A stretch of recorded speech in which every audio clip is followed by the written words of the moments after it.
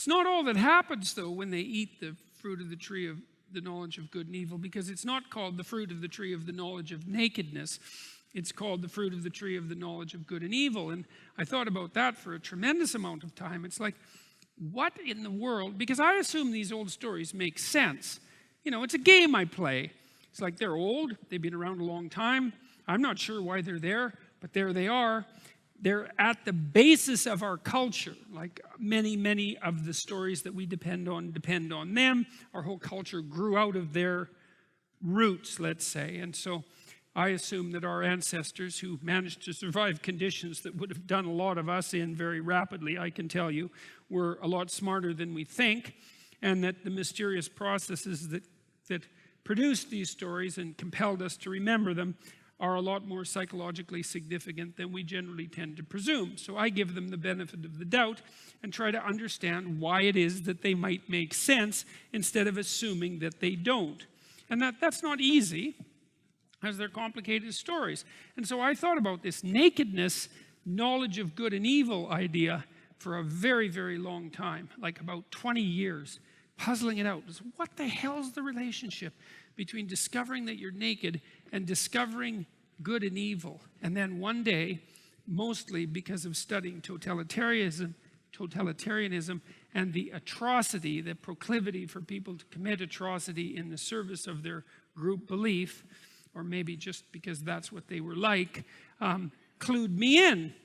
And I thought, I see, this is one of the things that really makes people different than animals. It's like, you know, it's one thing to realize that you're naked. To realize that you're naked means that you know that you're limited in time and space, that you're mortal, and that you're subject to degeneration and to social humiliation and to your own harsh judgment.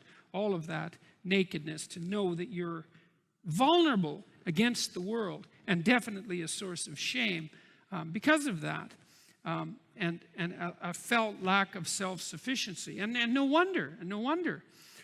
It's understandable. But the other thing is that this is the rub. It's like, if you're out in the veldt and you're not being very careful, and a hungry lion jumps on you and eats you, you don't really think of the lion as evil. I mean, you might right at that moment, but, you know, philosophically, it's not evil, it's just hungry. And as soon as it's not hungry, then it goes and has a sleep, and it's not up to some malevolent trick. It's done for the day. But human being, that's a whole different sort of creature. And because human being is capable of doing terrible things to someone else, and consciously so. You think, well, what's the connection between that and nakedness itself? And it seems to be this, is like, here's the thing, is that once I realize that I can be hurt, you know, I have a self-conscious model of my own vulnerability, then I can generalize that to other people. I can think, oh, this is interesting. Here's how I can be hurt by myself. Here's how I can be hurt by society. Here's how I can be hurt by nature and by the unknown. And what that implies is that, well, you can be hurt with exactly the same mechanisms. And that immediately becomes part of my, what would you say, my repertoire of ability.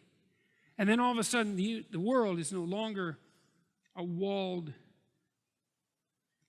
garden and a well-watered place, but it's a moral story, because with that ability to inflict suffering comes the knowledge of good and evil.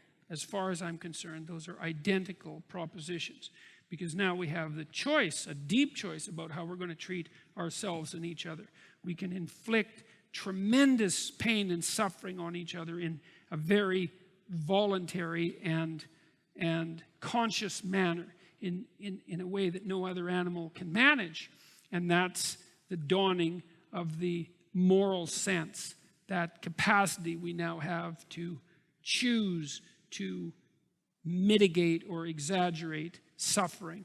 And that's not all, but it's a huge part of it.